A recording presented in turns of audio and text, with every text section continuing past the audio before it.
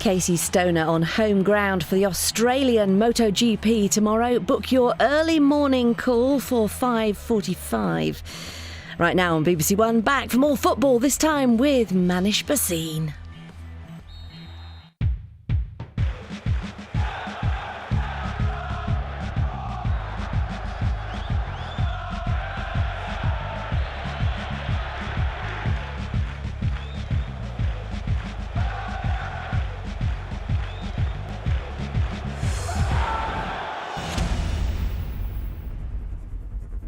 Evening. The Championship was back in business today after the international break, and the npower Football League returned to full capacity with all 72 teams in action. So another busy show ahead, and Steve's got his work cut out taking us through all the talking points. Lizzie, meanwhile, is waiting to hear from you on the emails and texts. Lizzie. Yeah, and after yet another cracking day in the Football League, you must have plenty to say, particularly if your team was one of the 10 involved in a comeback win today. Maybe you have a question for Steve, or also perhaps you'd like to add to the tributes paid to Malcolm Allison today. You can text us on 81111 or send us an email to footballleague@bbc.co.uk. Yeah, thanks, Lizzie. Well, there's well over 100 goals to squeeze in tonight. Here's what's coming up.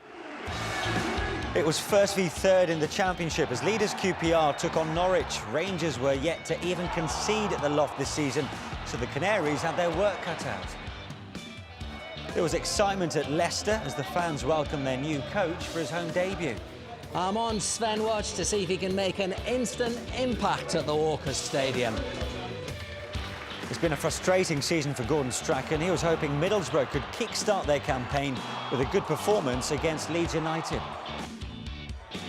We've that and the very best from every game in the npower Football League, including some cracking goals. Well, we start with the game of the day in the Championship as the leaders QPR took on third place Norwich. Rangers were the Football League's only unbeaten side and yet to concede at home. While New Boys Norwich had made a flying start. In fact, it was March 2009, the last time they failed to score away from home in the league. Well, as you can imagine, Loftus Road was licking his lips in anticipation. Commentary on this one comes from Tony Gubber. Not since the days of Stanley Bowles and Jerry Francis in the 70s have Queen's Park Rangers been unbeaten after the first 10 games of a season. But visitors today, Norwich City, have scored in their last 32 away games. It's first v third in the Championship. It's the biggest league crowd at Loftus Road for 6 seasons. Starting with Queen's Park Rangers, they're unchanged after the international break when top goal scorer Jamie Mackie won his first caps for Scotland, both times in a losing team. Kyle Walker's loan from Spurs has been extended. He continues at right back. The Argentine Alejandro Forlin and defender Bradley Orr are both fit again, but they're on the substitutes bench, which Neil Warnock says gives him real options to change games. Well, now Norwich. They've made one change. Defender Adam Drury is back after a hamstring problem. He replaces Stephen Smith, who drops down to substitute. Number 10, striker Simeon Jackson, is a 23-year-old Canadian international who will partner number 9, Grant Holt. He's the joint top scorer for Norwich with 4 this season.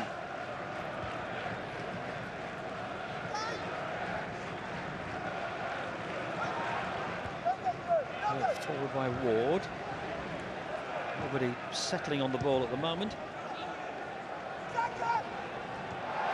There was contact there, but the referee's allowed play to go on. Oh, Grant Holt wriggling away from the defender, who might have thought he would have got a foul in his favour, but referee Andy Penn didn't blow. He was quite happy with that. And it needed Paddy Kenny to come off his line really quickly.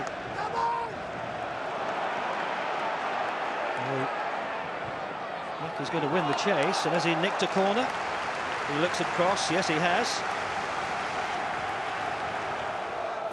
And it's taken by Tarab, and that's allowed to bounce inside the 6-yard box, and still QPR in possession, and the shot just flashes wide of the foot of the post. Casper Corks, who struck it left-footed after a bit of a wrestling match involving Heide Helgeson. Here's Jackson. This is Lapin. couldn't keep possession, but it breaks kindly for Simeon Jackson. Tries to get a shot away, bounces back off the defender to Drury. In comes the cross. Oh, and there was a tangle there. It might be a penalty. It is. Grant Holt was wrestled to the floor. QPR are protesting to the referee, but it looked as if Holt was impeded. And it's Wes Hoolahan who's going to take it. Hoolahan misses. Oh, Hoolahan. QPR fans are jumping in delight. Hoolahan wishes that the ground would open and swallow him. He looked casual about it, maybe overly confident. Well, Stephen Fry showing his colours, a Norwich City supporter, and on the board now, I think, isn't he?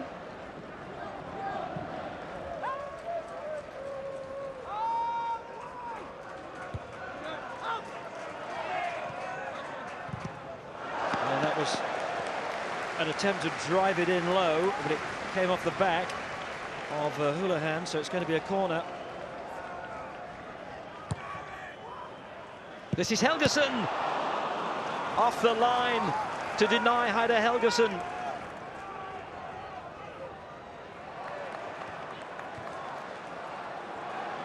Here's Connolly. Here's Kyle Walker. What's well struck! Oh, what a pile driver! Well, you just wish that that shot hadn't taken a deflection. It would have been very interesting to see where it ended up.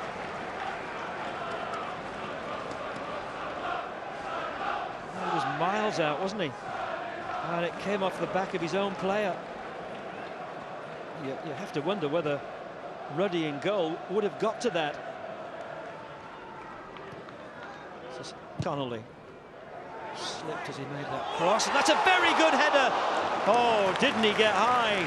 Wings on his heels for Heidar Helgason to climb and win that. He was soaring.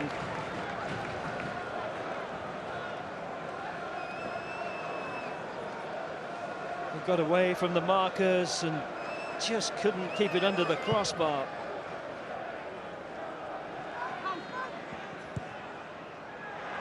Now Jackson, he's got Holt available. Here's Holt, he has got sight of goal, but it's a tight angle.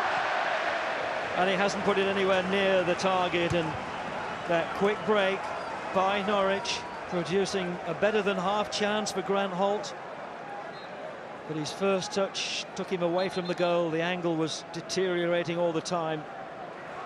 Here's Conley to... Oh, he's done so well, hasn't he? And he's got a free kick as well. Foul by Chris Martin. Kyle Walker. 20-year-old Tottenham defender on loan. Gawkes is in there as well. They leave it for Smith just to chip it in. Back in, across the 6-yard box, and it's off the line. What a clearance! And it was Andrew Crofts who somehow headed that out off the goal line to deny QPR a goal. This leads at Wood. Here's Walker. Oh, that was a foul, which is going to get him into trouble.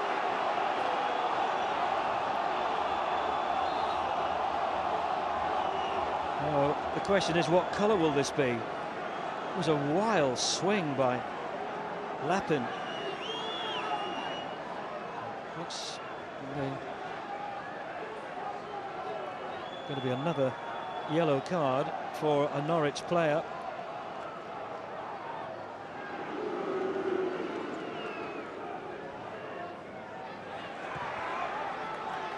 Here's Derry. Back to Clint Hill. Gawkes is in there to try and win it. Derry gets it back in. It's all QPR in these last few moments. And it was Tommy Smith on the turn, but he didn't really connect. There was no great pace in it. And John Ruddy dropping onto it. That could have been past the keeper for a dramatic late winner. You had the penalty, you could have won it perhaps with that. Houlihan's miss. It happens, and he scored 2 in the previous 2 weeks, and Wes Houlihan at times has been unplayable for me, so I'm not going to criticise the lad when he has showed glimpses of absolute brilliance for me. So it'll happen, he'll pick himself up and he'll go again. We've had a great start of the season. If you tell me that we've got 27 points after 11 games, like I think Grant Hall said in the papers, they were 18 points behind Leeds at one stage in their Division 1 championship. So, points are, but you're better off having them than not having them. You're not going to turn them down. And we played all right. I thought we did all right today again, but it's one of those things. Well, for all the attacking talents on show, it was a shame really we couldn't see a goal. Was that a typical first v third contest for you? I mean, you were there today. Yeah, 2 decent sides. For the main, I wouldn't say cancelled each other out, but they're a decent opposition for each other. There weren't a huge amount of gilt-edged chances in this game. There were some chances, but not a huge amount.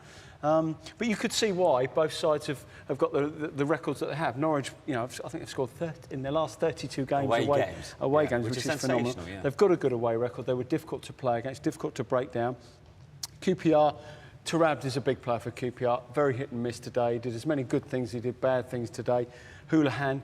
So it's the star players, really. They both got taken off, which gives you an indication of exactly how the game went for either side in that respect. But for me, the turning point from a QPR perspective was probably Buzaki coming off, because they just tipped the balance with regard to the attacking sense of their game. Just went for a more, shall we say, defending side with Letgerwood, who came on, and he's another sitter like Derry was. So it took something away from them offensively, but you can see, I mean, it was a big game for Norwich not to lose, because if they had, they'd have already been 10 points behind QPR. That's which would be big at this stage of the season. At this stage of the season, you wouldn't have wanted to be that amount of points behind against a side who, in all honesty, aren't going to play badly very often this year. Well, as you mentioned, for all the endeavour, I mean, there was a bit of a lack of attacking goal-mouth scrambles or action. Yeah. I mean, Stephen Fry, I suppose, summed it up with a quick second. I mean, there's no acting going on here, is there?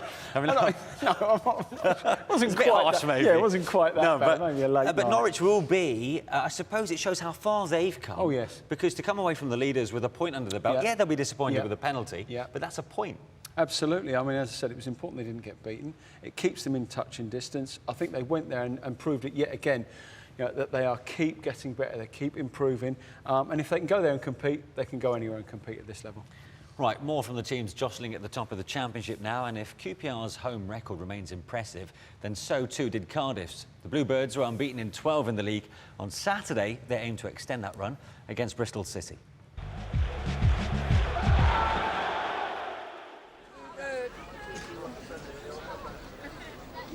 This place has been a fortress in recent times, so the home fans could be forgiven for expecting another 3 points. Bristol City have made their worst start to a league campaign for 28 years. The last time they played Cardiff, they shipped 6 goals. This game would prove to be less one-sided though. Cardiff sluggish at the back post, teenager Stephen Corker making the most of the opportunity. Jamie McAllister it was with the precise ball in, just 6 minutes played. Moments later, the rock-bottom Robins went 2 up. Another set piece. Cardiff second to the ball again as Marvin Elliott set up Jonathan Stead. For his 4th goal in 5 games against the Bluebirds, the travelling City supporters could barely believe it. The immediate response from Cardiff was crucial. Hit back and it's game on. Stay shell-shocked and it slips away. Luckily for the hosts, it was the former. The recall Michael Chopra into Jay Bothroyd, and that's 6 league goals so far for him this season. A frantic opening 12 minutes, but that would be it for the first half. Straight after the break, though, came the home side's equaliser. Presumably Peter Whittingham wasn't trying to score from that far out, but he did, and it's fair to say David James could have done better. Then another dead ball situation, well within Whittingham's usual striking range. Cue delirium at the Cardiff City Stadium. What a comeback in Dave Jones' 700th game as a manager.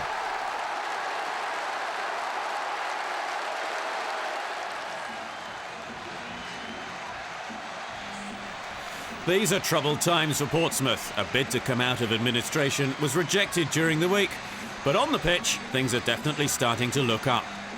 The last time Portsmouth met Watford, this was a Premier League fixture. The first goal of this match would grace any competition. Hayden Mullins with the strike for Pompey. Watford were defending an impressive away record coming into this match, undefeated on the road so far this season. It took until midway through the second half, but the equaliser came courtesy of Martin Taylor. And that signalled the start of a mad 5 minutes. Moments later, the Hornets went from being a goal down to a goal up. Substitute Stephen McGinn making his mark on the match. Just 2 minutes after that, it was the turn of the home team to score. Dave Kitson with a fine strike to draw Pompey level at 2-2. 10 minutes later, another goal was scored, and it would be the decider in this thrilling encounter. Michael Brown scored it as Pompey keep climbing Watford's first away defeat.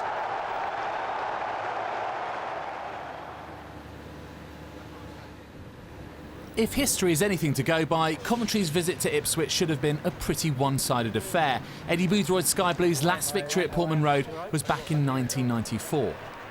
But the visitors took the lead, no one marking Aaron Gunnarsson, and if you hang it up that high for Clive Platt, a goal is often the result, his third in the league this season. We promise you there was a travelling support of more than one inside the stadium. Coventry, buoyed by that, pressed for a second. Ipswich rattled, as was their woodwork by Lukas Jutkiewicz. The ball definitely not over the line, if you were wondering. But the 21-year-old's luck would change after the break. A cheeky drop of the shoulder to get past Gareth McCauley, who then tried to make up for it, but failed. Penalty.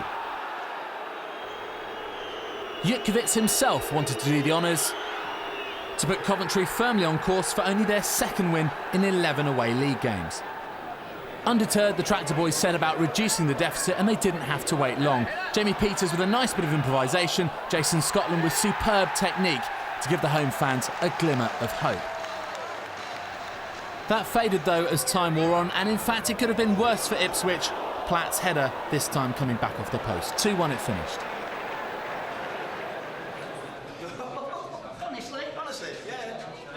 Former Sheffield Wednesday player and manager Brian Laws joked that he might need a tin hat as he took his Burnley team to former foes Sheffield United. A lively first half couldn't produce a goal, but a sensational second period was ignited in the 49th minute. Dean Marney with his first goal for Burnley. These two teams last met at Wembley in the 2009 Championship playoff final. Burnley won that time, and it got worse for Gary Speed's Blades in this one when Johannes Oertel fouled Tyrone Mears. Burnley's penalty expert Graham Alexander was on the bench, so Chris Eagles took the spot kick. Perfect. Not too sure about the celebration, though. Burnley gave the hosts a lifeline within 3 minutes, though. There didn't seem to be much danger, but Tyrone Mears messed up, and Daniel Bogdanovic took full advantage. That's how it stayed until 8 minutes from time. Mark Yates was looking the most dangerous player for United, and his cross set up Matthew Loughton. 2-2 now, and there was more to come. Into the 90th minute, when Mears found Jay Rodriguez. A fine finish from the Burnley-born striker. 3-2, surely the winner. But man of the match Yates still had his finest moment to come. It arrived in the 5th minute of stoppage time, and this time it really was the last act of this most exciting encounter. 3-3, the final score.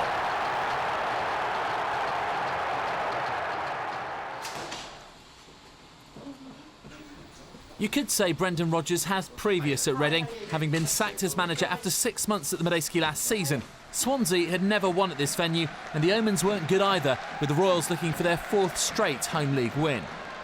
But in Scott Sinclair, the Swans have a man in blistering form. He was found by David Cottrell 10 minutes before the break, and the former Chelsea player showed Premier League class and composure to finish off the move for his 5th goal in 6 league games. 10 minutes after the restart, again a precision pass split the Reading back line, and if Nathan Dyer had only kept his balance at the crucial moment, the outcome may have been different, but it was the visitors creating the most clear-cut opportunities.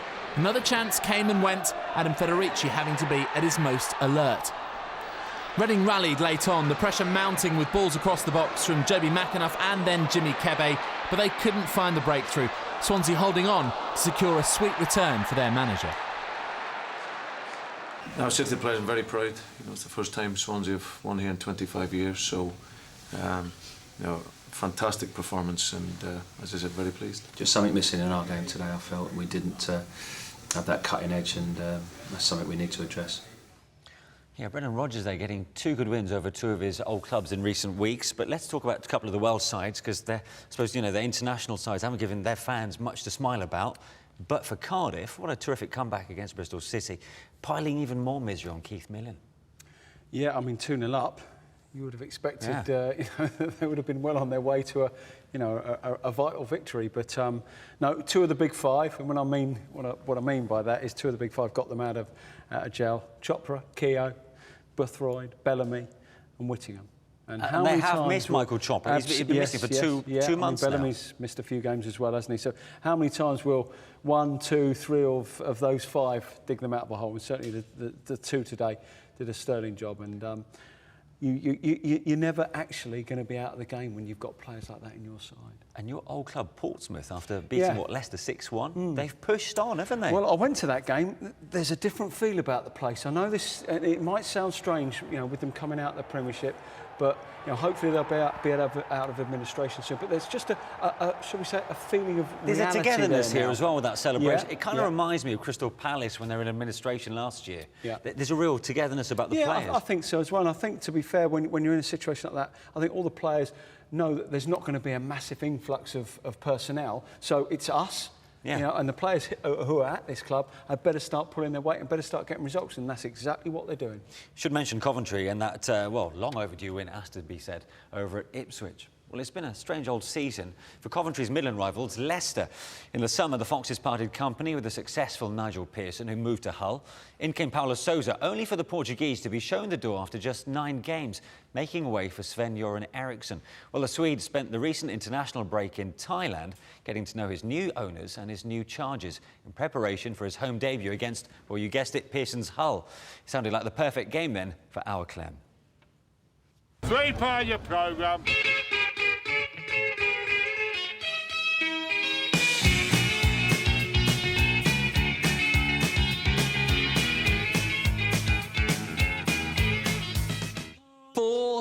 Different managers have controlled the inner sanctum at the Walkers Stadium since it opened in 2002. Mind you, Sven himself's not exactly known for hanging around. How are you?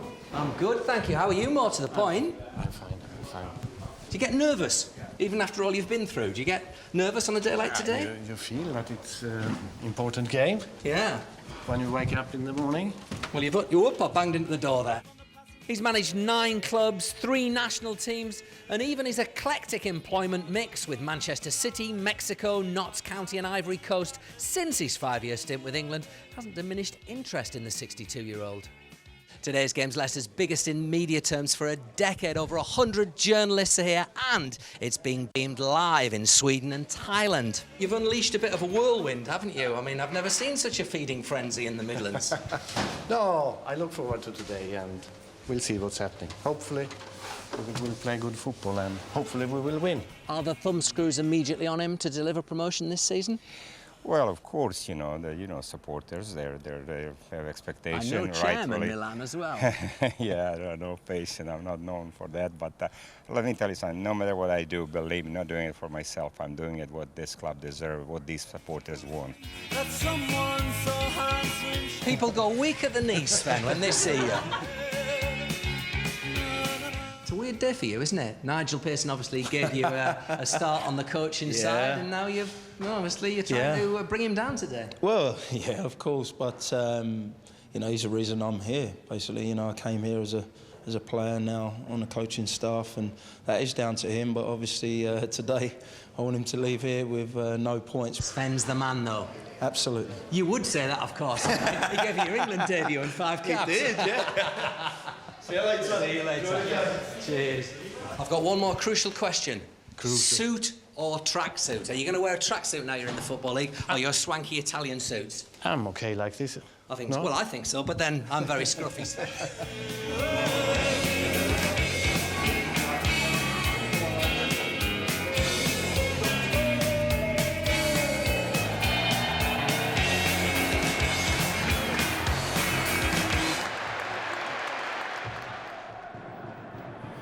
Sven-Göran Eriksson's time as Fox's boss got off to a dream start at the Walkers Stadium. Just 3 minutes on the clock, and Andy King's effort was too much for Matt Duke in the Hull goal. 1-0 to Leicester, not a great beginning to Nigel Pearson's return. Martin Waghorn could have made it 2 shortly after, but Duke wasn't to be beaten this time. Leicester were chasing back-to-back wins for the first time this season. Bruno Berner almost increased the chances of that becoming a reality.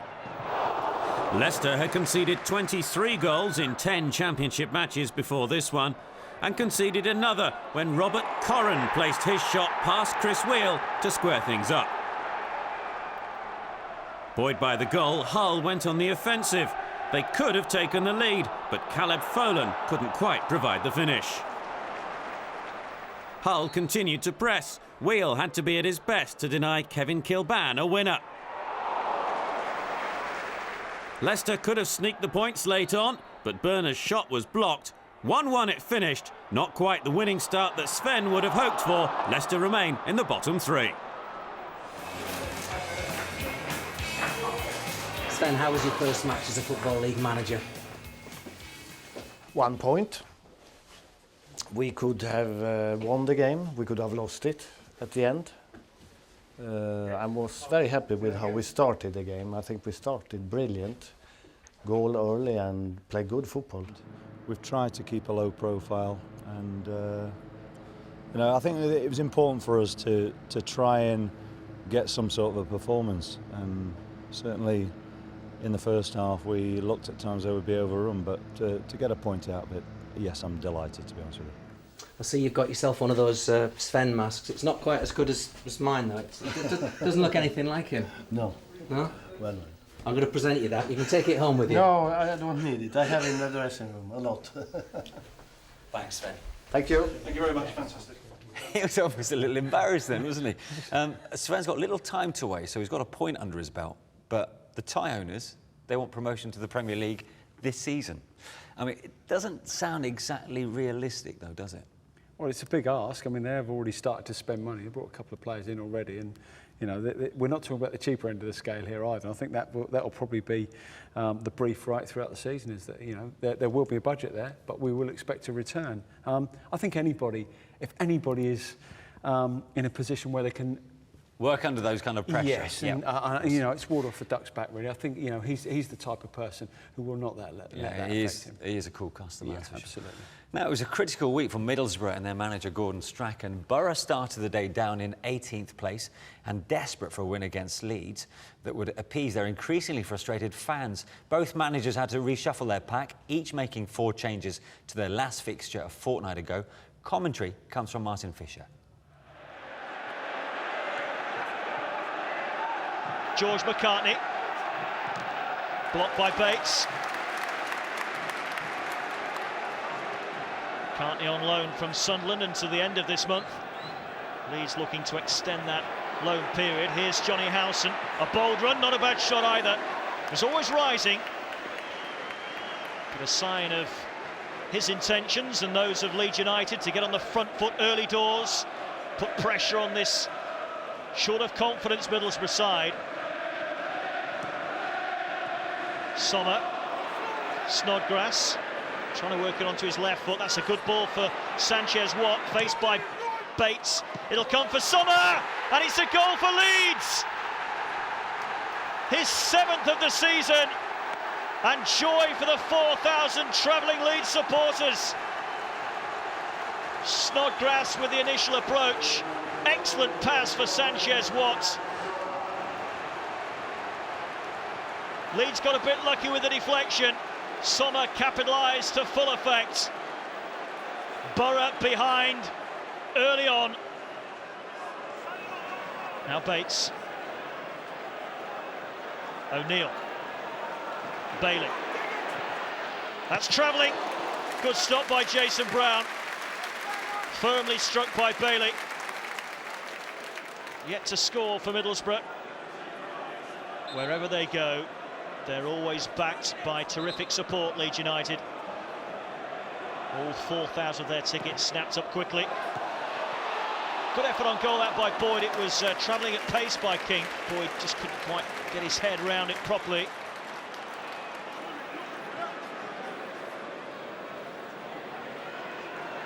Allison dispossessed by O'Neill.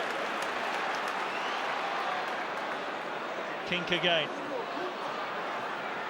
Wants the ball on his left foot. He's got it there. Good ball in. Excellent work defensively by Connolly. Just prevented Chris Boyd from getting a clean side of that ball as it headed his way. Wheater, cleverly done. Bates up from the back as well. Good ball in. Boyd arriving! Borough level. Chris Boyd the scorer. Lift off at the Riverside. Well, maybe. Boyd's third strike. What a lovely move. Wheater, then Bates. Boyd attacking it at the near post. And what a clever touch as well. Hits the ball down into the deck and into the far corner. Leeds have got it back only briefly through Becchio, but the cannon favours Leeds. It's Johnson. Sommer far post, he's picked out Becchio! What a goal! Luciano Becchio restores Leeds' advantage. And what a hammer blow in both senses of the word. Well, McDonald couldn't get it away. Becchio just does enough there to feed it out left. And when Johnson whacks it back in, what a strike by the Argentine. In off the post. It's Luciano Becchio's 5th of the season, his first away from Ellen Road. And it means Leeds are back in front at the Riverside, and the pressure is back on Gordon Strachan. It's Becchio. Becchio all against the bar. First of the rebound is Johnson, and he couldn't help it home. Well, no doubt about it, Leeds are pressing for a third goal here. Great pressurising by Becchio. He scored once. This time the woodwork frustrates him.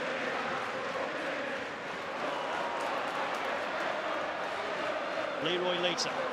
That's a good pass. It's Boyd, and it's not far wide. Took a deflection on its way through. And it's a marvellous challenge from Bradley Johnson. Wheater, McManus, Bates. All the defenders are up for this. Good delivery by O'Neill, and Brown needed to touch it over. He's not the tallest of goalkeepers. Just got his fingertips to it. Boos from the Borough fans.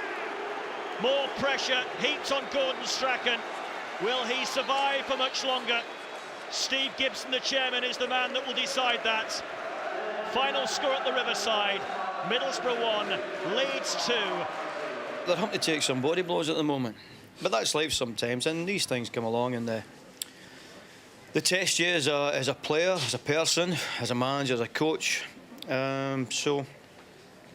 And what doesn't kill you makes you stronger. We've got belief in the camp that we can always get goals. We've also got to make sure that we know how to kill games off. And probably the last 10 minutes or so, we did that because we had good shape about us and got a valuable 3 points tonight.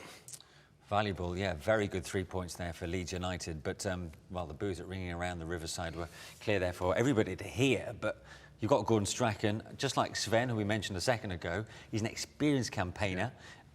And he's also another cool customer who won't let it get to him. I mean, he's in adversity, I suppose. In Steve Gibson, he's got a manager who he needs. Yeah, I mean, he won't want to do another interview like he did before because clearly you say he won't want to let it get to him. Well, clearly it had got to him there. You know, so I don't think he's going to want to show his hand again. And I think he understands. It's probably not the ideal thing to do under this situation. They started very poorly. You know, they're almost waiting for Leeds to do something. It was a tentative start. Kickstart. It was. You know, and they looked. You know, it was one of those where they didn't get a foothold until they had something to chase. And then they get back in the game. And you think, you know, normally they go on from that, but they just lacked a little bit of belief that. Yet again, they were just waiting for something to happen, and it didn't quite happen for them. And obviously, Leeds, you know, have scored a fantastic goal. And that winner from Luciano Becchio, I mean, this is a move that he started off to begin with. Yeah, I mean, it's a perfect example of his game in a movement, isn't it? I mean, he reacts to the first tackle, shall we say, there. Goes through it, gets up, doesn't sit around and look. and Bradley Johnson plays it in, and that is a fantastic technique, great finish. And I'll tell you what, don't begrudge him anything, because he works extremely hard. Even when he's not scoring goals, he's making an impact on the game. And for someone like that, works for everything he gets. You know, you say, you know, good on you, because he deserves moments like that. Yeah, it's filling in the void left by Jermaine Beckford, that's for sure. Let's round off the rest of the Championship then, and it promised to be an emotional day at Selhurst Park as Crystal Palace fans paid tribute to Malcolm Allison, a giant of the Football League and arguably Palace's most illustrious manager.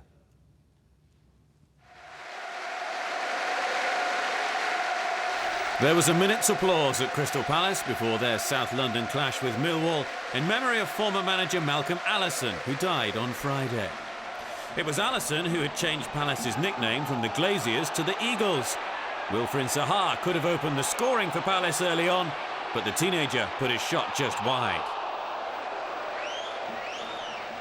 Palace had taken just 2 points from their previous 4 matches, and the signs weren't good for them midway through the second half. Theo Robinson, on loan from Huddersfield, kept his composure to put Millwall 1-0 up. It could have been worse for the home side soon after. Julian Speroni able to block Steve Morrison's effort. This wasn't a good afternoon for Palace, and late on Claude Davis was sent off. Not for the challenge, but for that kick on Chris Hackett. Davis couldn't quite believe the decision. At least he only had a short walk to the tunnel. Millwall now unbeaten in 3. Big performance. Both sides had their chances. I'm pleased to say, you know, we were the one that finished the vital one. It was a terrific finish by Theo Robinson to win the game. Overall, you know, I thought we worked very hard, dominated most of the game, but you know, lost it to a bad goal, and there were opportunities, numerous opportunities where we should have scored. Nottingham Forest boss Billy Davies was signed off sick for his team's visit to Oakwell, so David Kelly took charge in his place. Forest had the same modest tally of 13 points from 10 games at this stage last season and went on to make the playoffs. They were behind here though inside 4 minutes. Nathan Doyle with the final touch for the home side. Barnsley were looking for their first win since they thrashed Leeds 5-2 over a month ago, and they were given a boost early in the second half when Goran Lovra was fouled by Dexter Blackstock. Andy Gray scored just once in 4 years as a Forest player, but his penalty put Barnsley 2 up. The visitors hadn't been beaten since the first day of the season, a run of 9 league matches, and they gave themselves a chance to keep that run going thanks to that goal from Lewis McGugan. But any hopes of a Forest fight back were dashed ruthlessly by the determined Tykes. Substitute Jacob Butterfield with his second goal for the club. Barnsley move above Forest in the table.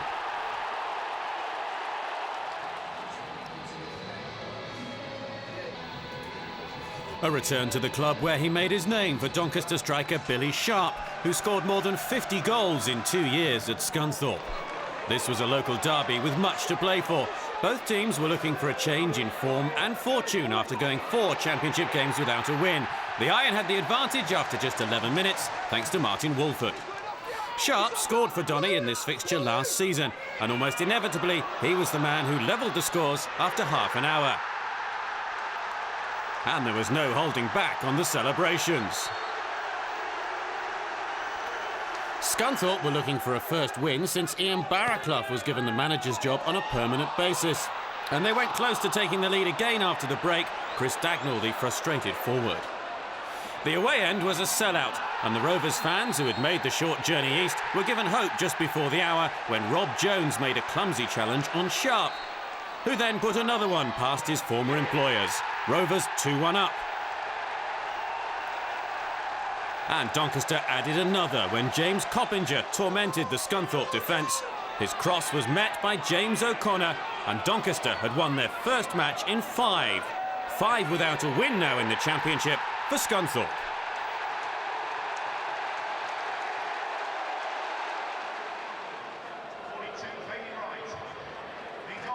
Derby versus Preston was a meeting of 2 teams who appeared to have found their form, just as they took an enforced 2-week break from competitive football. Derby went into the game unbeaten in 4, and they were ahead in this one when Dean Moxey somehow squeezed the ball past Preston keeper Andy Lonergan. Alberto Bueno has impressed since arriving at Pride Park on loan from Real Valladolid, and the one-time Real Madrid forward added to his growing reputation in the East Midlands when he started and finished the move that put the Rams 2 up before the break. Derby won this fixture 5-3 last season, and they would have the chance to win by a bigger margin this time round when Keith Tracy fouled Russell Anderson. A red card for Tracy and a chance for Robbie Savage to score on his 600th career appearance 2 days before his 36th birthday. 3-0 the final score. 36, I'm not quite sure what to say about that. Sounds a lot older than I thought he'd be. Anyway, you won't appreciate me saying that. As for Derby, though, I mean, the last 3 home wins we've got here, 3-1, 5-0 and 3-0. It's coming together, and there is a Dutch influence now behind their style of play. Yeah, there's no doubt about that. Obviously, they've got well, a Dutch coach, you got Johnny Met out there. But no, yes. But he's there, but he's implementing something. There is certainly emphasis on, shall we say, total football. Yeah, because the pass count is certainly up. Yeah, they knock the ball around. There's no doubt about that. They've got a forward now, so they've got that pivotal point that they can work from. And as you say, patience has been a virtue of that club, hasn't it? Nothing seems to have been rushed.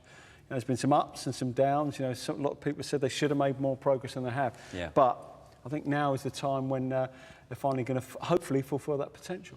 Very impressive win for Barnsley over Nottingham Forest. And for Mark Robins, to have a team like Barnsley who were struggling not that long ago to go over a team like Forest after what they did last season is credit to Mark in what, his 12, 13 years in the months in the job. Yeah, I mean, we spoke about this before. I think when he took over, I mean, obviously Barnsley were in a terrible state. And I think possibly they might have been bottom of the league. But this is not a club where things are going to happen overnight. No. You know, this is a gradual process. It's a process where, you know, he's not going to have a massive budget, so he's going to have to be very prudent in the way that he manages. But clearly, at this stage, you know, they're doing very, very well. Right, now, before we get to your texts and the emails, a quick reminder, there's a full fixture list on Tuesday night in the Championship. And there are some good games to look forward to. QPR have got a tough trip to South Wales to face Swansea, while Sven hits the road for the first time with Leicester. You'll be able to see highlights of all those matches, incidentally, on the BBC Football website. Right, well, let's hear from Championship fans then on the emails and texts. So, Lizzie, what have you got for us? Well, let's start off with tributes to Malcolm Allison. Philip says, he was the most talented coach I've ever seen in football. Somebody else said he was a Crystal Palace legend. Great, never forgotten. Leslie says, another legend gone. There'll be some good discussions up there now with you and Sir Bobby. Now let's move on to the comeback wins, because of course Cardiff coming back from 2-0 down. We've had quite a few Cardiff fans get in touch. Evan says, with the type of team performance that'll win promotion this season. And Josh says, keep the results coming, lads, and we'll be up in the big time in no time at all. Portsmouth, of course, came back. Matty says the impact of Kitson and Lawrence has been massive. And Matt says Steve Cottrell has done something incredible in the past few weeks down there. Doncaster, want to be reminded, of course, coming up from 1-0 down against Scunthorpe to win 3-1. Hayden says Doncaster Rovers are an underestimated side and their passing ability goes unrecognised. Well, not now. But Patricia, who's a Scunthorpe United fan, says, please, please, please tell Ian Barraclough we need a new striker or we'll be struggling again all season. Justin says, promising time for the Rams after that 3-0 win against Preston. We just need to look into addressing our away form. Doddy says, I'm a very worried P&E fan. I can't see any quality at all bar Adam Barton. Carl says, this is not where a club like us should be in the league. Simon, a Barnsley fan, says not an awesome game or performance, but good enough. Not even a dead car battery outside Oakwell after the game could ruin my day. Stuart, who's a Palace fan, says, I'm ashamed to be a Palace fan. After the survival last year, it all seems to be for nothing now. Now, just talk about Sven quickly on, of course, the new Leicester boss. Campbell says he's going to take us back into the big time. Andrew says he's changed the atmosphere in the ground from down in the dumps to party celebrations. However, I think the team's fitness needs to be looked at. I'm running out of time, so I'm going to have to move on to Middlesbrough, because I have had about 50 Middlesbrough fans, and I'm afraid it's not good news from them to Gordon Strachan. But Chris, Terry, Phil, Ollie, Sandy, Ben, just some of them. Sam says, we're getting sick of the same old excuses. We want results. We want to see a team who want to be there, not people who are here, and we want people who care about the football team or the town. Now, finally, quick question to Steve. A referee called Lee's got in touch saying, I'm really annoyed that everyone has a go at refs each week on this show. Please don't do it tonight. Well, we don't want to have a go, but I need to ask Steve this question from Richie, which says, I've seen some awful refereeing today. Do you think the standard of refs in the lower leagues has got better or worse in the last few years? It's tough, isn't it? Yeah, I'm not sure it's got better. I'm not sure it's got worse. I think it's probably got a little bit harder because the game's got that touch quicker, and, you know, there are the convoluted offside rules and and one or two things that have come into the game that make it even puts even more pressure on referees to referee in a certain way. So I think there are constant changes in the way that that people in power want the game officiated, and that's not always easy to instrument. Right, well, let's move on to League One then. We start with leaders Brighton, who are unbeaten in 8 league games going into the weekend. Albion travelled to another team with promotion aspirations in Charlton.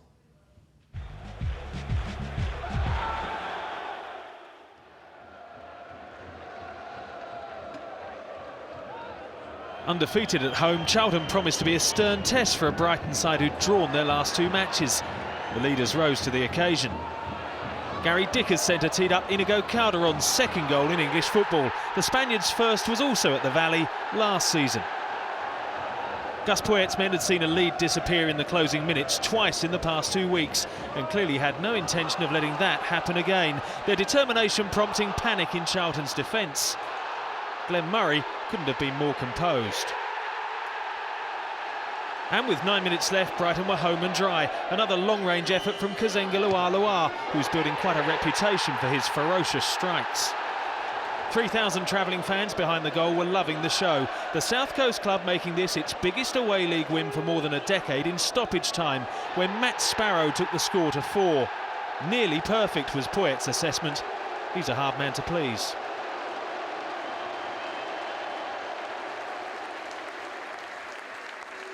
After saving his team from the drop on the final day of last season, Exeter boss Paul Tisdale reckons they can now push for the playoffs. Richard Logan seized on a mistake to open the scoring against a Carlisle side who started the day in the automatic spots. If that was a gift, so was the second. Frank Simek had his pocket picked far too easily. Logan then headed for goal. The journeyman striker kept his cool to reaffirm his manager's view that they could be among the promotion chasers. But Carlisle were given hope deep into the second half when Matty Robson's thunderous free kick had Paul Jones clutching thin air. After notching his first of the season, Robson set about getting Carlisle an equaliser. A defensive mix-up allowed him to set up Francois Zoko. But Scott Goulbourne's goal-line clearance stretches Exeter's unbeaten home run to 13. Only goal difference separates them from the top 6.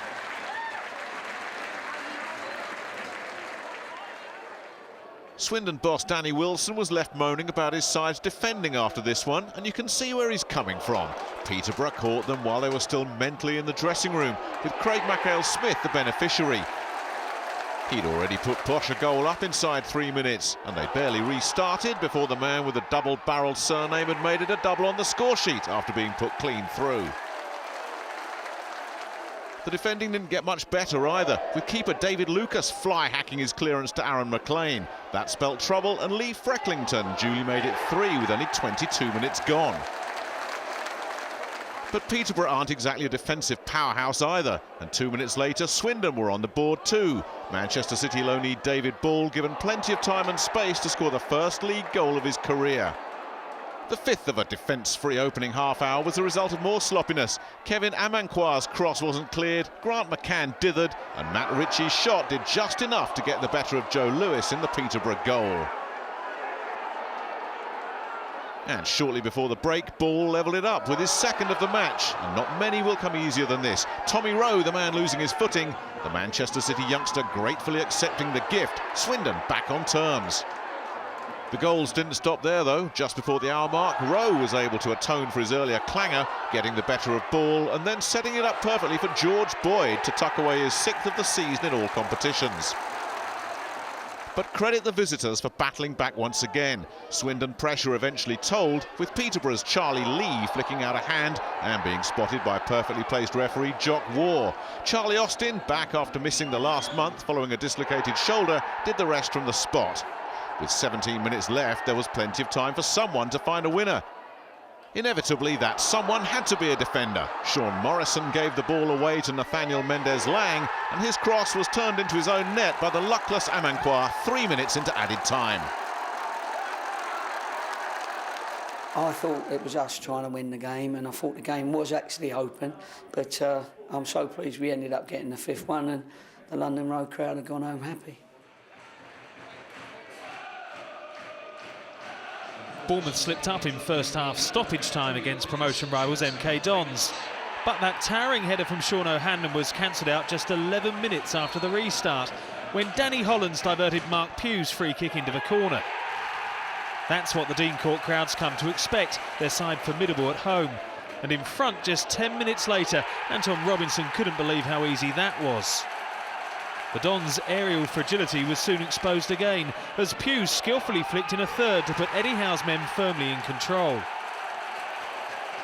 There was slight concern 4 minutes from time as Holland sent Matthias Doumbé flying and Peter Leven reduced Bournemouth's advantage to a single goal.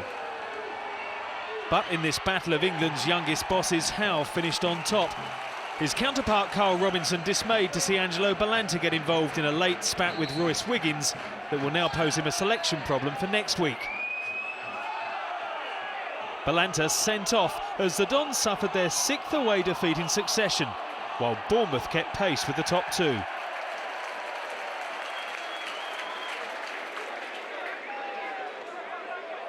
First ever league meeting between two sides who've been picking up in recent weeks. It was also a welcome return to action for Jermaine Johnson, the Jamaican winger marking his first appearance of the season from the bench by smashing the Owls into the lead on 72 minutes. Wednesday, who didn't win a league game in September, seemed to have put their troubles behind them, and when Luke Ayling brought down John Oxenabor, they were on course for their third win on the spin. Tommy Miller sent the travelling hordes into raptures with a confidently taken penalty. But the visitors were given a few anxious moments. Oxenabor was back in the action soon after. A clumsy challenge on Nathan Smith, earning him the first red card of his professional career. But this could be a defining week for the South Yorkshire club as a takeover nears completion. But it's back to the drawing board for Yeovil, who did their best to reduce the deficit. Even Wednesday keeper Nicky Weaver was prepared to help with the repair work. But it's a win that lifts the Owls into 4th.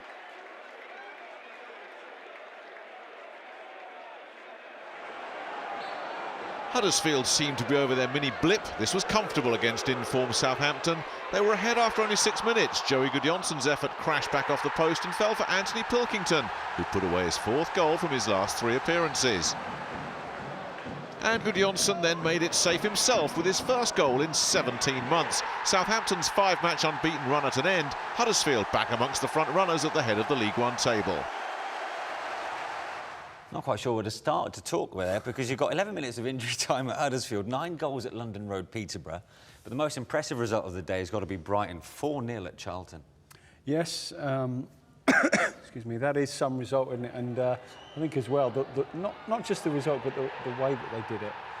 We saw there, I mean, two goals here. Because N'Golo Aloha, I mean, with a goal and an assist, is proven to be an astute signing. He is. He looks, I mean, at this level, and looking at 1 or 2 players there trying to defend against him, it's an almost impossible task, doesn't it? And they've got a nice balance. They knock the ball around. They're entertaining to watch.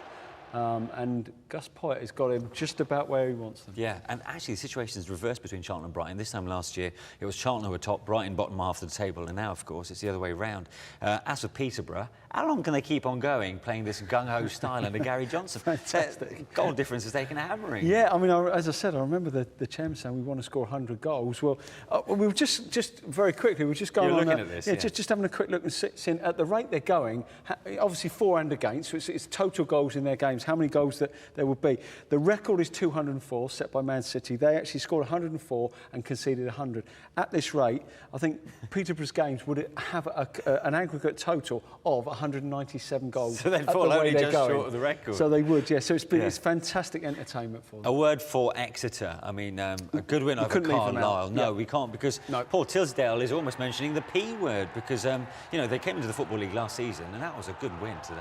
Well, I mean, they've two promotions. They've come up. They didn't really struggle last year. They found their feet. Never really felt like they were going to get relegated.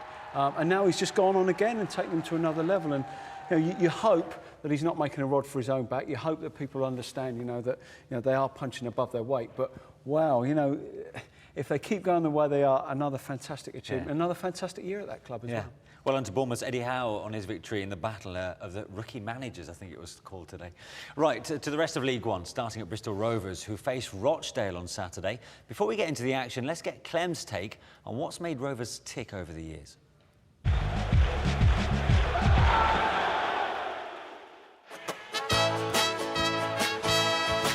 Founded started in 1883 as the Black Arabs after the local Arabs rugby team, who played in a predominantly black kit.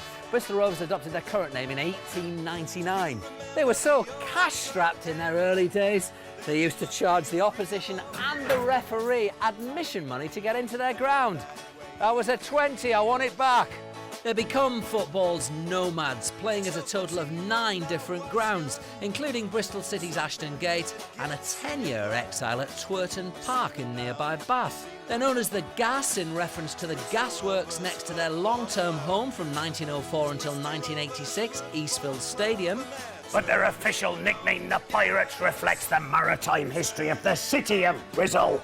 Hope I don't have to do that again, I've really hurt my throat. Record scorer Jeff Bradford is the only Rovers player to have ever won an England cap. In the early 1960s, goalkeeper Ez Millian and striker Keith Williams took bribes to throw a match against Bradford Park Avenue. Despite their best efforts, the game ended in a draw and the players ended up on the wrong side of a betting syndicate and the FA, who banned them both for life. And on April Fool's Day 2005, the club ran a story on their official website that stated that their new away strip would be all pink.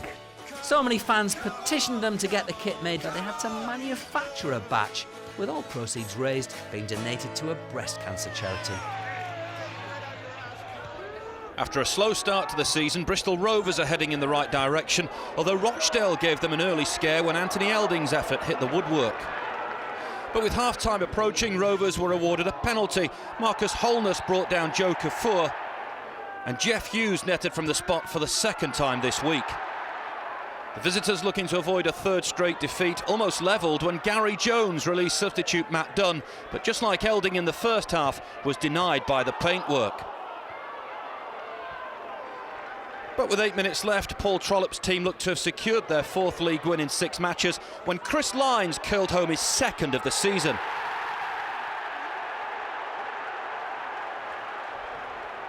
But Rochdale set up a nervy finish for the home side, who got a goal back when Byron Anthony put Nicky Adams's cross into his own net. Thankfully for him, Rovers held on.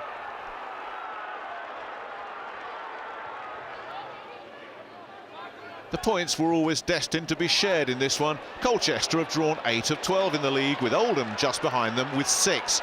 Dean Kelly did hit the target for the Latics, only to be ruled offside.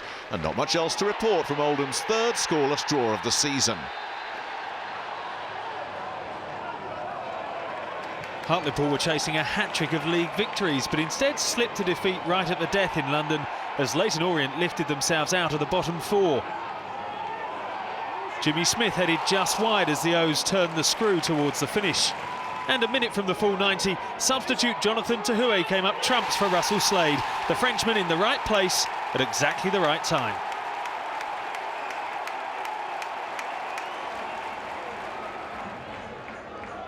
The drug testers paid a visit to Meadow Lane, and Plymouth boss Peter Reid felt all 11 of his players should have been checked at half-time after what he described as an unacceptable performance at Notts County. Craig Westcar made the most of some woeful defending to blast the Magpies in front with his 6th of the season. Craig Shortsmen had lost 3 of their previous 4 league matches, but made the points save 6 minutes after half-time when John Spicer slotted home his 2nd of the season.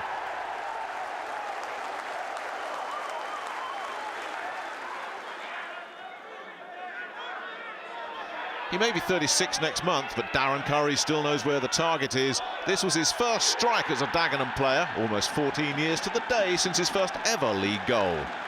The Daggers were dominant and were unlucky when Danny Green's superb free kick cannoned back off the bar. Fellow strugglers Walsall grabbed the reprieve with a spirited second half showing. John Macken set up Barnsley loanee Martin Devaney, and the Irishman did just enough to beat Tony Roberts. The hosts then missed several chances of their own and were almost punished when Reuben Reid nearly pinched all 3 points for Walsall, but both sides are still stuck in the drop zone. Brentford moved off the bottom, dumping Tranmere there instead. Aaron Cresswell's raised arm gave the Bees a helping hand just 7 minutes in. Kevin O'Connor had the Londoners dreaming of their first away league win since March. And they saw the job through after the break as the captain struck again with a free kick which deceived everyone in the Rovers' defence. Tranmere have taken just 5 points from the last 21 to slip to the foot of the table, while Brentford hope this will be their turning point. Marcus Bean completed a morale-boosting success. That was a much-needed win for Brentford under Andy Scott, without doubt. I mean, like, it's been a curious season for them so far, isn't it? Good in the Cups. They've beaten Everton, of course. Sheffield Wednesday, they've beaten the league, and Charlton. But wins are hard to come by for them at the minute. Well, he's maintained that they haven't had the results that their performances have merited, and obviously, clearly, the way that things are gradually starting to turn, I think people will. It's being borne out by the fact that they are now starting to get results. Bristol Rovers seemingly growing in confidence. After an indifferent start, their season's coming together. Yeah, I mean, they've always seemed to be that sort of like from 10th to 15th sort of club where they've not managed to make the next step up. And you'd like to think maybe now a little bit more consistency in their game, and people look reasonably comfortable at the club now that they can take So themselves what would be to a the good next season level. for them this season, do you think? Top 10, top 8, something like that. Just getting a little bit closer to the playoffs, nudging the playoffs, and maybe even getting into them. Yeah, OK. Well, let's hear from League One fans then, shall we? So, Lizzie, what can you tell us? Well, they've been busy is all I can tell you to start with. I've got already a few pages and it's going to be carnage. Let's go. Right, Jer, who's a Bournemouth fan, says, of course, talking about comeback wins earlier, I feel they're lacking some of the recognition they deserve. Well, I'm always talking about Bournemouth. They're the Arsenal of League One, even with the bulk of the squad being from administration days and at the foot of League Two. The Peterborough Pekingese, we've had more Peterborough fans than ever before, goes without saying. He says, my blood pressure has just returned to normal after a trip to London Road. Posh games should carry health warnings in future. Steve says, I wish Gary Johnson would address our worrying defensive issues. Now, a lot of you have been saying this. Frankie said the same. He says, our fullbacks are costing us dearly. And Emma and Alex said Swindon had us on the edge of their seats the whole match. They're clearly not too bothered with the fact that they then lost. Jim says, Brighton fans, they've been busy too. He says, people are surprised how well the Seagulls are doing. They had one of the best away records, but were poor at home. Now they're on fire, home and away. Angry Alan, though, says, I can't believe some Gulls fans can criticise Gus Poyet. I suggest that they watch the show till the end and check out the League One table. Well, I think they should watch the show too. But Darren, who's a Charlton fan, says, I've been a Charlton supporter for 30 years and a season ticket holder for 20, but I'm not going back to the Valley all the time. Phil Parkinson's in charge. It's not his fault. He has no money to spend, but it is his fault if he's picking the wrong team. Actually, a few Charlton fans seem to think that Parky's team choices aren't quite right for them. Andy, a Walsall fan. I never talk about Walsall, so here we are. He says, I'm very disappointed with our recent form, but it's not surprising when we have such a small budget. Lots of Exeter fans. Jenny says, what a day for Exeter City. Great game, and Logan was fantastic. Huddersfield, Richard says, on my brother Phil's birthday, he was also at the match. Huddersfield Town was superb. Well-fought game for today, and we were unlucky not to grab a point from James in Hartlepool. Lots of Hartlepool fans as well. Happy Owls fans, lots of Happy Owls fans. And I've got to quickly finish with this. A Swansea fan thinks that it's disgusting that I didn't mention Swansea and I talked about Cardiff. So apologies. Good win for Brighton. Jez, the Swansea fan. I don't know why I was talking about Brighton either. There we go. Thanks for clearing that one up. But he was. Sort of. Randomly. Cheers. League Two now, and you'd be forgiven for assuming Port Vale against Gillingham was a home banker. Vale started the day top of the table. Well, it's 2 seasons now since Gillingham last managed a league victory on the road.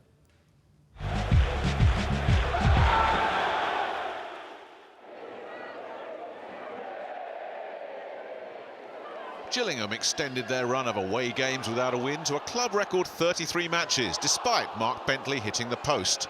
And at the other end, Alan Julian denied both Jamal Johnson and Mark Richards as Vale made it 4 without a win in all competitions. Not a result that does much for either side.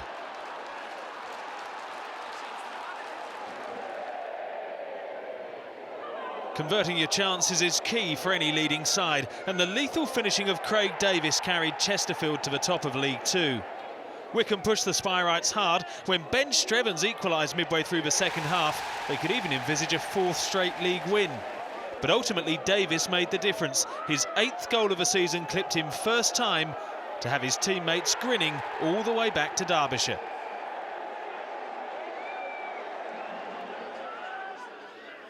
With an unbeaten home record and having put 7 past Gillingham in their last match at the Crown Ground, Accrington were quickly into their stride against Rotherham, Andy Parkinson giving them the lead on 9 minutes.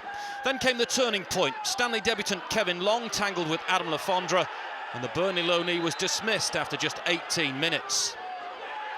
Le Fondre restored parity with an impressive spot kick that took his tally for the season to 11. Millers boss Ronnie Moore said they've been working all week on defending corners. Nobody picked up James Ryan, who restored the home side's lead. An advantage they held on to until 9 minutes from time when Exodus Gehagen squared the game up again. And it was Gehagen's long throw that set up Ryan Creswell for a dramatic winner. The skipper returning to the side to keep the Millers in the top three.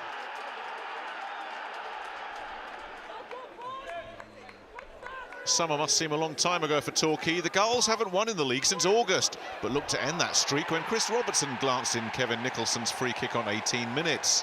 And before Bury had recovered, it was 2. Chris Zabrowski with a quality finish. This was a return to the form which saw them win their first 4 matches to top the table. But within 7 minutes, the Shakers were back in it. Guy Branston climbing all over Effie Soji, right in front of referee Ian Williamson.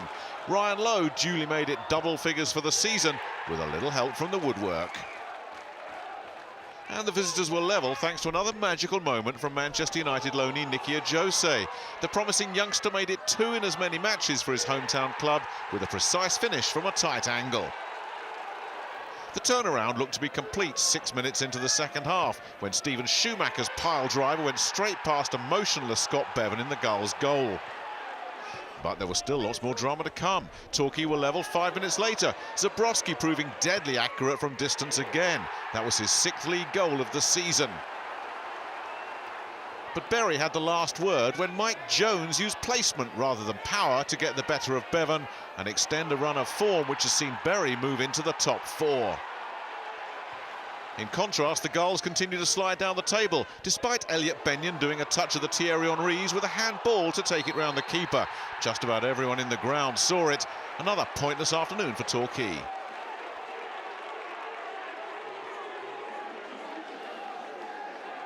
With Steve Tilson set to take charge of the team on Monday, Lincoln's players were out to impress. If it wasn't for the post, Josh O'Keefe would have grabbed a surprise lead at Shrewsbury. The high-flying home side had lost some momentum over the past few weeks, but Mark Wright put them on track for a first league win in 5. And while the Imps were still reeling, Jake Robinson showed the confidence that's been the hallmark of his fruitful season so far. Shrewsbury's top scorer single-minded as he took his tally to 8 goals. Robinson may have plenty of time to practice his swing, but it looks like Tilson will be busy.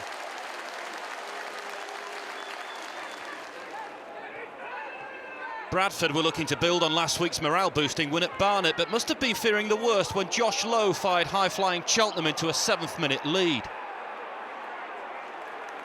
But the Bantams responded by displaying the kind of character that's sometimes been lacking. Luke O'Brien's persistence paving the way for a cross to set up David Sayers to ensure the scores were level heading into the break. After the restart, confidence levels in the home ranks began to rise. Jason Price setting up captain Lee Hendry, who acrobatically notched his first league goal in over 2.5 years. James Hansen wrapped up a well-earned victory 3 minutes from the end. Is this the start of a Bradford resurgence?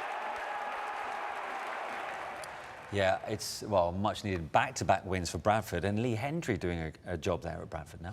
Yeah, I mean, you can say what you like about the playoffs. You know, there are lots of people who didn't like them when they were first introduced, but you know they keep managers in jobs. They keep seasons alive.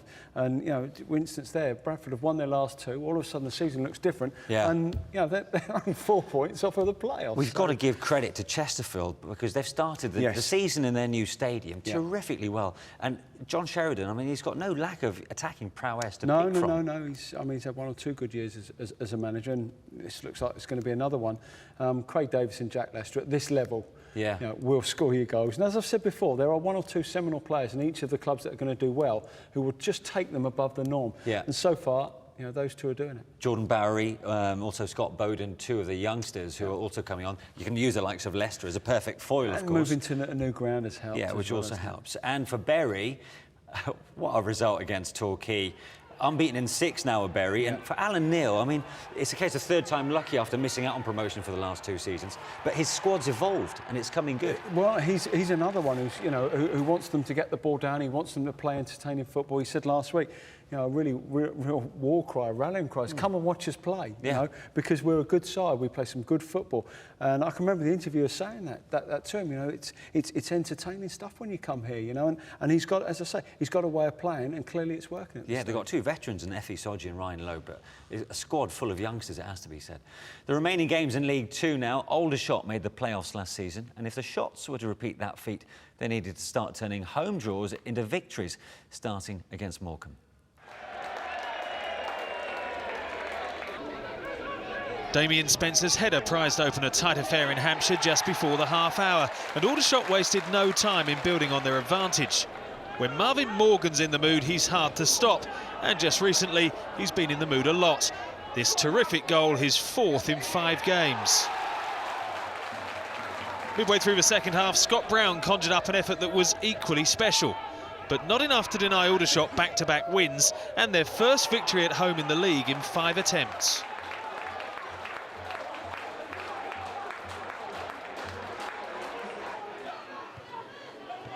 Unbeaten on the road, Oxford appeared to be in control when James Constable put them into an early lead at Moss Rose.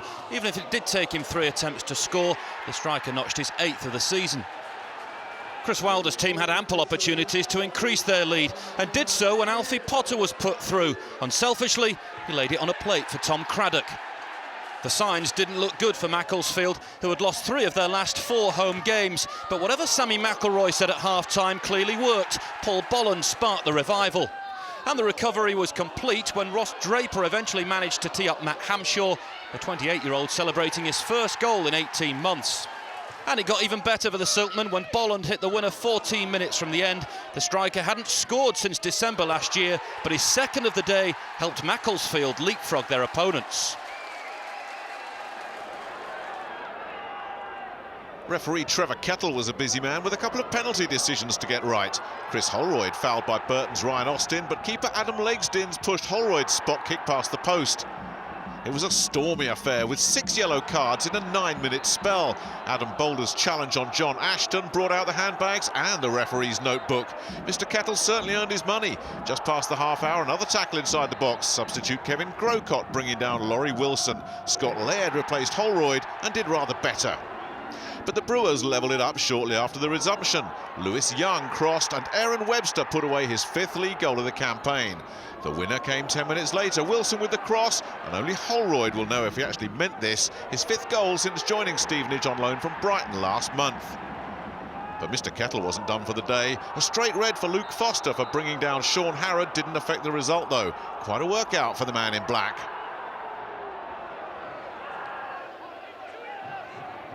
Sick of sharing the points after 5 successive draws, Crewe finally have a win to celebrate. When Clayton Donaldson went to ground at Roots Hall, Ashley Westwood squandered the chance to open the scoring. The bar and keeper Glenn Morris conspired to keep him out. But the Alex found an extra gear after the break, and Luke Murphy's vision tipped the balance. A perfect pass for Donaldson saw the Cheshire club take the lead. Murphy's tireless contribution earned special praise from manager Dario Gradi at the end. The midfielder also providing the cross, which helped make sure of the points. Sean Miller seized on the confusion in the home defence to wrap up Crewe's first league success on the road this season.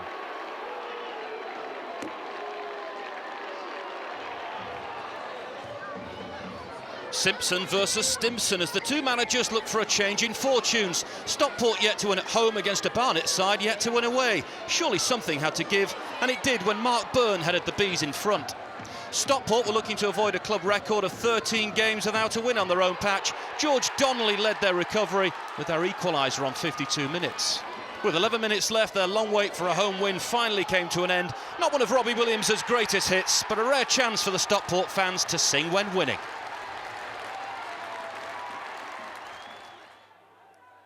Leon Mackenzie hadn't scored in 11 months, and the Northampton striker has been venting his frustration to anyone who'll listen. But the goals flowed against lowly Hereford. The first on 24 minutes was followed 3 minutes before the break by another. Kevin Thornton's shot spilled by Adam Bartlett straight into his path. And the son of former boxing champ Clinton Mackenzie delivered what looked like the knockout blow just before the bell to end the first half. It was Mackenzie's first hat-trick since 2002. But caretaker boss Jamie Pittman made an inspired second-half substitution, and within minutes of coming on, new boy Stuart Fleetwood had given Hereford something to build on. The comeback continued 11 minutes later, Guillaume Bowser doing all the hard work and Fleetwood with the simple task of heading home from point-blank range. 2 minutes later, with Northampton on the ropes, the Bulls were really building up ahead of steam. James McQuilkin with his second of the season, unstoppable, and so too were Hereford. The turnaround was completed 6 minutes later, Matthew Mansit doing it all on his own as Hereford closed in on their first league win since opening day. Northampton's frustration was summed up by Ben Tozer, who hurled the ball at Ryan Green and received a red card for his pains. Hereford stay bottom, but things are starting to happen under unlikely boss Pittman, a physio who seems to have the magic touch. Well, we did say it on this show, actually, last week, that the fella, Jamie Pittman, could well be in the shout with the job. I mean, that's got to be the comeback of the... I mean, it is comeback of the day, from 3-0 down to win 4-3. If you want the job, your game plan is to go 3 down at half-time, get in there. What do you say to the players? Well, I mean, there's nothing really to lose, is there? You go out and play for a bit of pride, but you might have just tinkered with it a little bit, changed it around a little bit, and then you go and win the game 4-3. You can't state your case any stronger than that, And you did say that, actually, watching the goals. You said there were some quality goals, some particularly real from quality Hereford. Goals, yeah. But what about this piece of skill from an ex-Swansea player? Yes, Guillaume Bowser, fantastic. I did watch him play for Swansea on the odd occasion. Not the most mobile, but he has got some quality.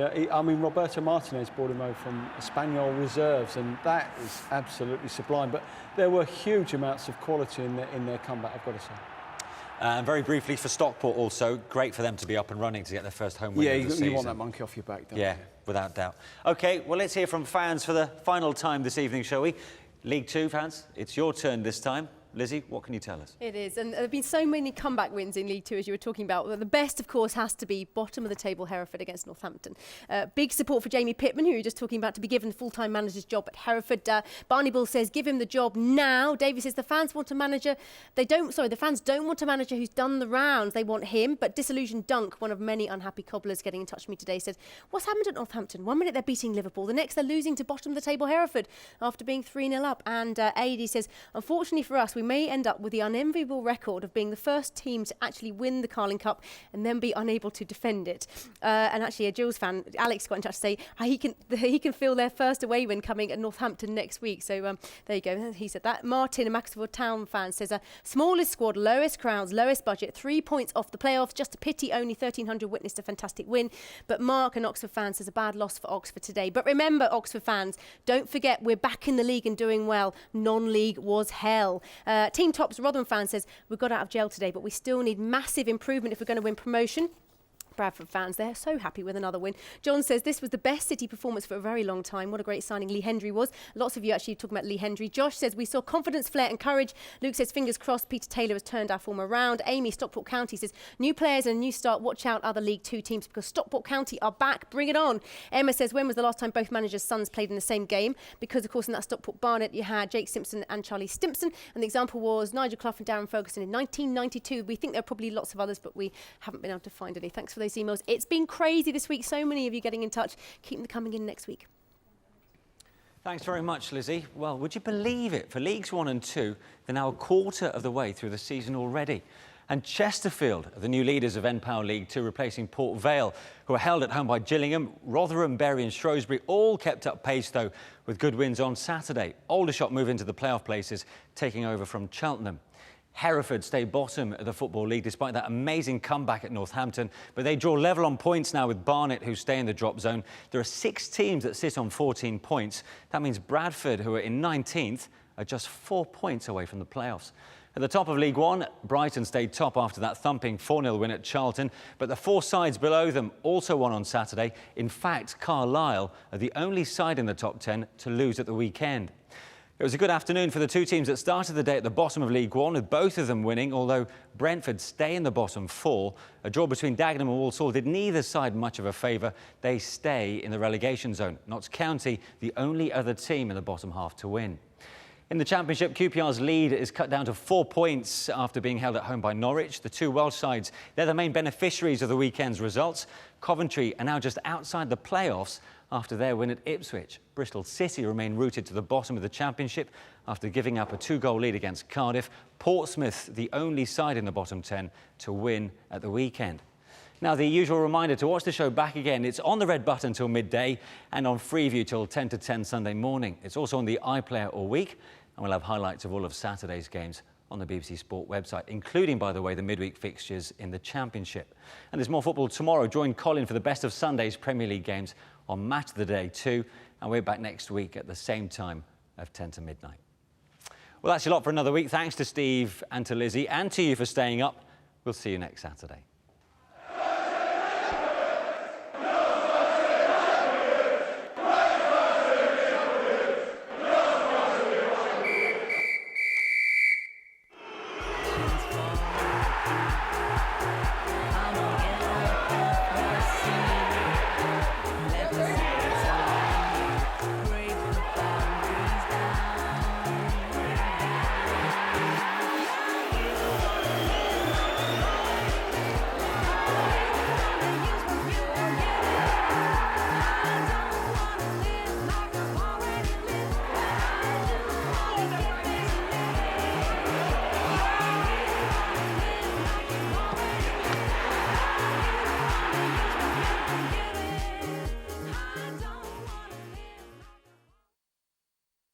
Ladies and gentlemen, JLS. So what's the story, guys? Oh, well, it's quite simple, really. Spots are the new black. We are rocking it bear style.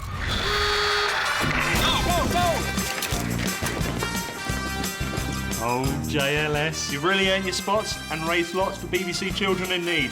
Welcome to the team. Fantastic. Go, go, go! Earn your spots for BBC Children in Need. Call 0345 607 3333 or go online for your fundraising pack. Now that is a good look.